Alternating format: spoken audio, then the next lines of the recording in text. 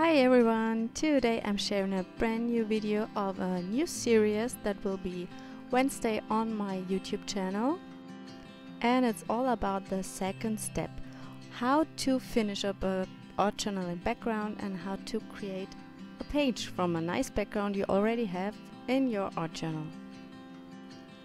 It happens very often that I'm a little afraid to ruin a background. And sometimes I never work on a background because I have no idea what to do with it. The background I'm working on right now is a leftover paint background.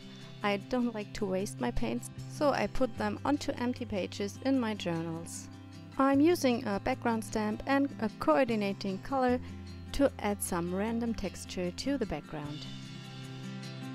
In some areas I'm working with tone-in-tone colors, and sometimes the page needs a little bit more contrast, so I work with black on a light background.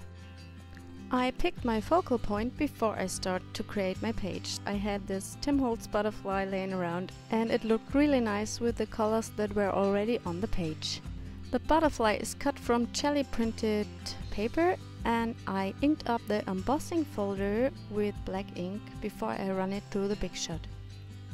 Some of my favorite elements for an art journal page are book pages, and I cut a wavy border to add it to the page.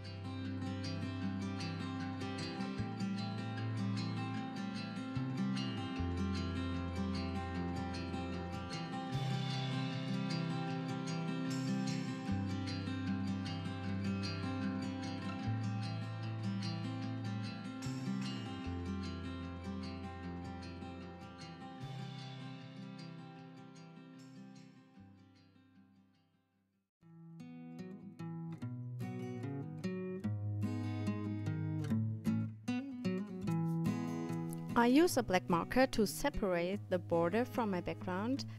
This adds more dimension to the page.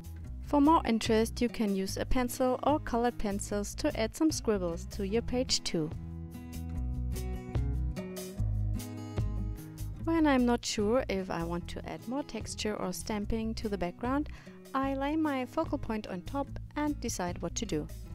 I believe color splatters brighten up the page and they bring everything together. For my white splatters, I mixed white acrylic paint with some airbrush medium and water. You can also use liquid acrylic ink or gesso mixed with water.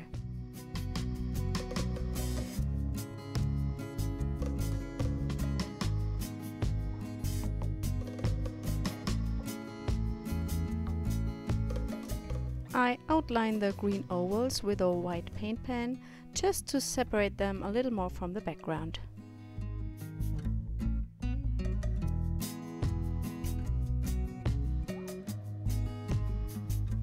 It's always good for the balance of your page if you have a color or an element, not only in one area.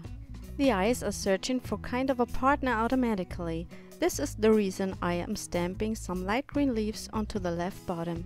To repeat this element, I put it also to the right top corner.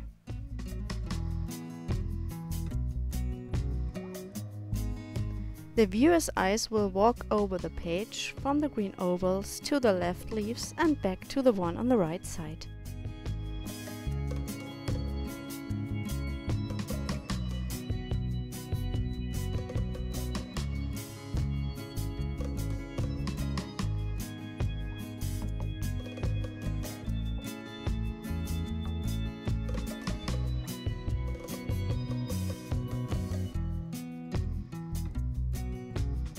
Of course, the page needs a title too. I pick a sticker from Holtz. You can also use any kind of die cut, some handwriting or a stamp.